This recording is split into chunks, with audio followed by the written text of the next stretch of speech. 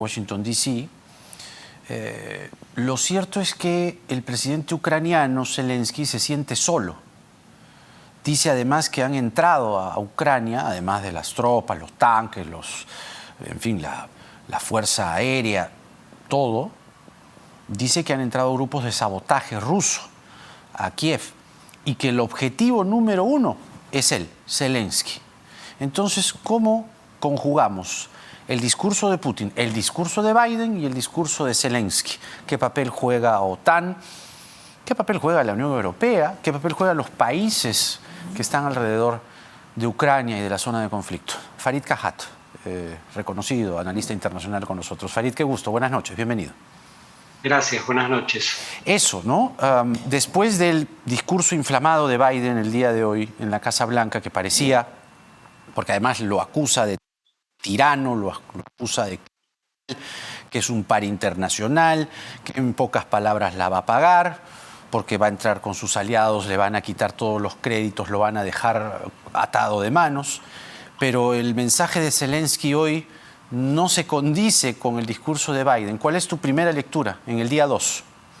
Es que honestamente a Zelensky nadie le prometió, perdón, tengo retorno en el teléfono.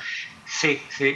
Ya. Pero bueno, a Zelensky nadie le prometió que iba a haber ayuda militar de la OTAN en la eventualidad de una guerra.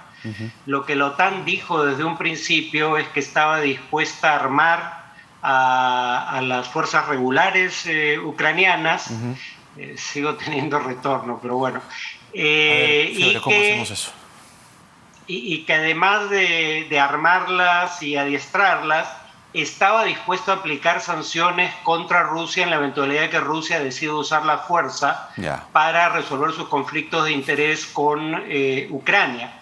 Pero nadie le ofreció jamás una intervención militar de la OTAN, precisamente porque Ucrania no es parte de la OTAN y por ende no está protegida por el artículo 5 de la Carta Atlántica, el que dice que un ataque contra un integrante de la alianza debe ser considerado un ataque contra todos y todos están obligados a acudir en defensa del agredido. Ahora, este discurso de Biden el día de hoy, ¿qué puede concretarse, o de lo dicho por Biden, qué puede concretarse en la realidad? El apoyo a OTAN, la reunión que entiendo mañana se realiza en OTAN, 30 países para tomar una decisión. ¿Qué escenarios podemos entretener, ensayar con los discursos hasta el día de hoy?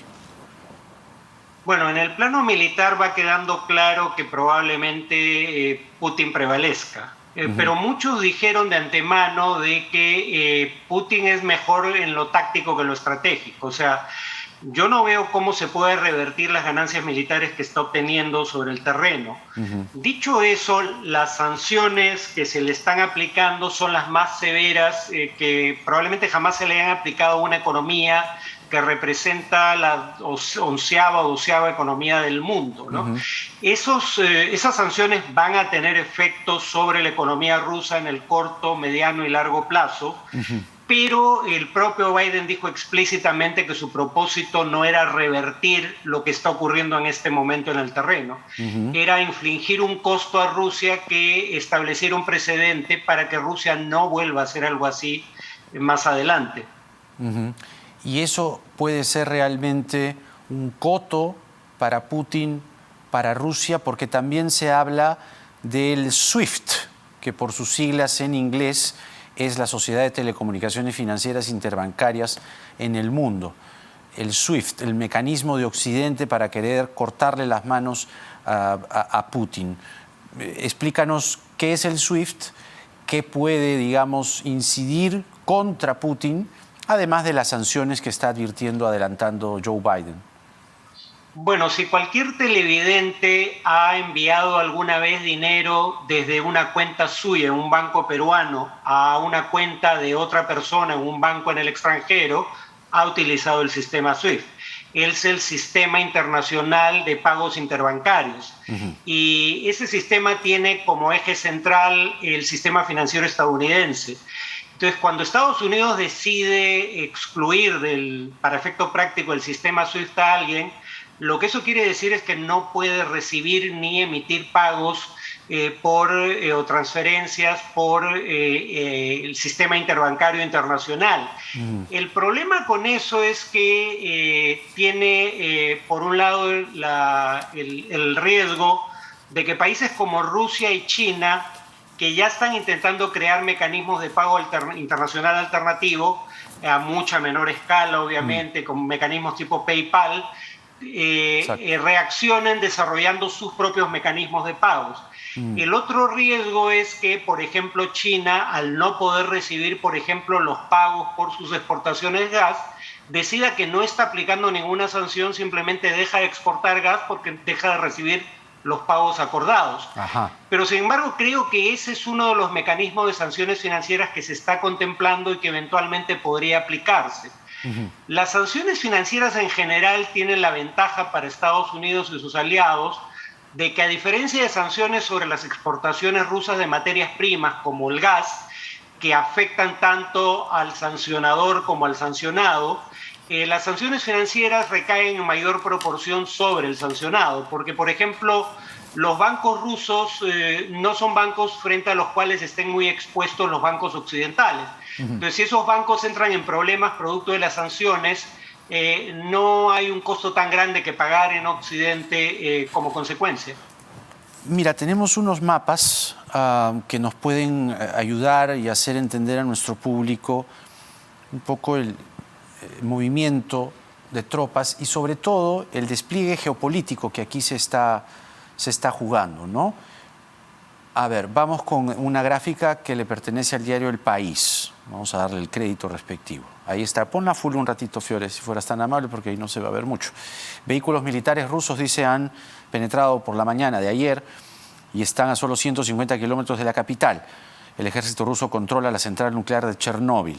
Y ahí se ve exactamente los accesos de Rusia, ¿no? Por el norte hacia Kiev, luego han entrado por la zona de Belgorod, quiero decir, luego por Donbass, que es lo que se conoció primero, que además tiene muy cerca a Lugansk y a Donetsk, o dentro de sí, bajo control de separatistas prorrusos, y también por Crimea. ¿Cuál es para ti, Farid, el rol de los vecinos aquí? ¿Quién juega a qué en este mapa? Bueno, una novedad el día de hoy es que el Reino Unido no solo ha aplicado sanciones a Rusia, sino también a Bielorrusia, porque Bielorrusia ha permitido, primero con el pretexto, porque finalmente terminó siendo un pretexto, de que no eran maniobras con el propósito de invadir Ucrania, sino maniobras militares para que sus fuerzas estuvieran más preparadas profesionalmente. Permitió el emplazamiento de decenas de miles de soldados rusos en la frontera común que tiene con Ucrania y permitió que se invadiera Ucrania desde su territorio. Entonces, Bielorrusia también está siendo sancionado. El resto de vecinos tienen un rol menor, ¿no? Los vecinos de Ucrania que son parte de la OTAN están protegidos por su pertenencia a ese organismo, pero no están teniendo un papel en lo que ocurre hoy en día. Probablemente si alguien está entregando pertrechos, información de inteligencia o algo similar, sea Estados Unidos o algún otro país de la Unión Europea, pero de las potencias de la Unión Europea, como el Reino Unido. El resto de países está en un compás de espera y más bien está recibiendo tropas de otros países de la OTAN para prevenir la posibilidad de un ataque, digamos, de Putin, cosa que yo de cualquier manera considero que es altamente improbable porque eso sí implicaría una guerra de mayor calado. En cambio ahora, para decirlo con claridad, efectivamente Ucrania ha sido abandonada a su suerte, pero en honor a la verdad nadie le prometió nada más.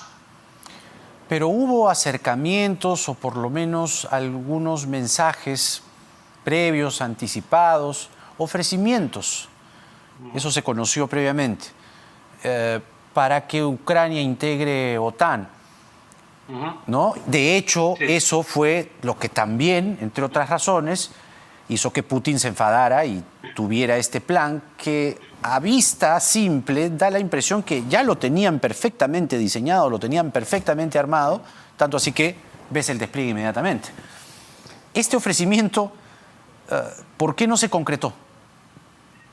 Bueno, porque en mi opinión esa es la madre del cordero y nunca debió invitarse a Ucrania y Georgia a ser parte de la OTAN. Primero porque los principales líderes de la OTAN, de los gobiernos más importantes dentro de la alianza, le dijeron explícitamente a la Unión Soviética que si la Unión Soviética aceptaba la reunificación alemana como un país integrado a la OTAN no se iba a expandir una sola pulgada hacia el este. Eso fue lo que dijo en su momento, y está en documentos desclasificados, el secretario de Estado James Baker. Entonces se violó una promesa formal hecha por la OTAN de no incorporar a exrepúblicas soviéticas. Y en segundo lugar, se cometió lo que constituye, según los economistas, un tema de incentivos perversos. Sigo teniendo problemas con el retorno, pero bueno. Mil disculpas. ¿Qué cosas son incentivos perversos? Básicamente que tú creas estímulos para que el otro haga algo contrario a tus propios intereses. ¿Por qué digo esto? Porque países como Alemania no querían integrar a Ucrania y Georgia a la OTAN precisamente porque sabían que eso iba a ser interpretado como una acción hostil por Rusia, que iba a considerar que ponía en riesgo su seguridad. Y Estados Unidos y otros países sí querían integrarlos. La fórmula de transacción fue una declaración en la que se decía en la OTAN que estos países iban a entrar a la organización, pero no se establecía un proceso para esa admisión ni un plazo. Y entonces Rusia dijo, si hago algo para evitar que entren a la OTAN, tiene que ser ahora, claro, antes de que eso ocurra, porque una vez que ocurra van a estar protegidos por el artículo 5º de la Carta Atlántica. Entonces, la OTAN en buena medida ha ayudado a crear este problema con sus errores iniciales. Exactamente, exactamente, Farid. Ahora, alguien allí, dame el crédito, Fiore, si fueras tan amable, ha hecho... ¿Quién? Emilio Jordán. El señor Emilio Jordán ha hecho un ejercicio que a nosotros, los locales de aquí, los peruanos, nos puede dar o permitir darnos una idea. Mira, Farid, en la pantalla.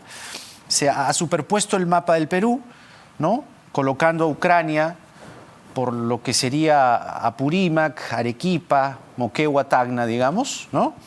Y Berlín, donde más o menos estaría Piura, digámoslo así, ¿no? Superponiendo el mapa peruano para hacernos una idea de las distancias. Tú acabas de mencionar Alemania y también está muy cerca allí Varsovia, por donde más o menos estaría Huánuco, digamos, ¿no? Varsovia está resultando hoy fundamental porque Polonia ha decretado que levanta todas las restricciones de la pandemia para recibir a la mayor cantidad de ucranianos. Ha abierto sus 14 sitios fronterizos, Polonia, para permitir a los ucranianos que puedan ir a su territorio. Y aquí viene otra vez el papel de los vecinos, ¿no? En esta superposición imaginaria, la distancia entre lo que es Berlín y lo que es Kiev, que Kiev vendría a ser como Apurímac, por allí, ¿no? Ayacucho, ¿no? Un poco por ahí, bajando casi a la región Cusco. Esto nos permite un poco imaginarnos las distancias, ¿no? Que es un ejercicio, digamos, para que nosotros podamos entender cómo es que se mueve la distribución de territorios aquí. La participación de Polonia, la participación de otros países, ¿crees que pueda, ya que has señalado esta noche que han dejado sola a Ucrania, hay países que pueden, digamos, darle ayuda a la gente, que es lo más importante en este momento, ¿no? Sí, el gobierno de Polonia ha hecho un cambio respecto a su política habitual con los refugiados, ¿no? Parece que cuando son refugiados europeos está dispuesto a recibirlo, pero bueno, la razón por la que haya ocurrido el cambio no importa, está haciendo algo que es éticamente correcto, recibir a gente que huye de una guerra de agresión. ¿no? Y otros países de la Unión Europea y de la OTAN están haciendo lo mismo.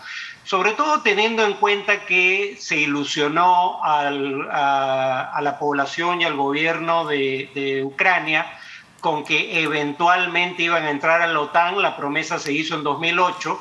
Han pasado 14 años, siguen fuera de la OTAN, y porque están fuera de la OTAN es que Rusia los puede atacar de manera impune, ¿no? Entonces, por lo menos tendrían que hacerse cargo de las consecuencias de sus errores y ayudar a los civiles que huyen de la violencia. Es una forma de hacerlo. Tiene asidero la declaración de Biden, que ha dicho tantas cosas hoy, pero una nos llamó la atención, que la pretensión escondida y general y principal, mejor dicho, de Putin es restablecer la Unión Soviética. No en sentido estricto. Creo que quien lo puso en términos correctos fue el secretario general de la OTAN, Stoltenberg, cuando dijo que Rusia quiere restablecer la esfera de influencia que tenía en tiempos soviéticos. Yeah. Eso no necesariamente implica controlar territorio ajeno o anexarlo, sino establecer, como han hecho Bielorrusia o Kazajistán, acuerdos de seguridad con Rusia, a través de los cuales Rusia termina apoyando a esas dictaduras cuando éstas tienen revueltas populares. Recordemos que Rusia envió tropas hace unos meses a Kazajistán para ayudar al régimen de ese país a controlar la situación interna, y que ahora, por la ayuda rusa en contra de sanciones internacionales y de manifestaciones que querían la partida de Lukashenko, el actual gobernante de Bielorrusia, Bielorrusia, presumo que en compensación, está apoyando esta invasión de manera decidida. Pero ni Bielorrusia ni Kazajistán han dejado de ser estados independientes, al menos no formalmente. O sea, creo que Putin tal vez desee en su fuero interno algo como lo dicho por Biden, pero creo que es consciente de que eso está fuera de su alcance material.